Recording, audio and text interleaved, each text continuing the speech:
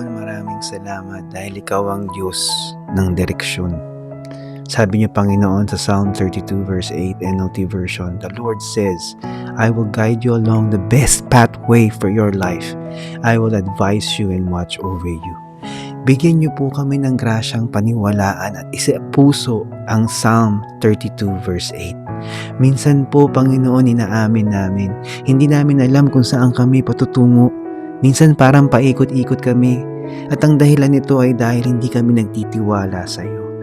Ngunit salamat dahil sa araw na ito nais po namin humingi ng gabay sa iyo. Kailangan po namin ng karunungan, ng liwanag at kumpirmasyon. Ipakita niyo po sa amin ang tamang landas at bigyan niyo po kami ng lakas para sundin ka namin nang hindi ka namin pagdududahan. Sa ngalan ni Jesus. Amen.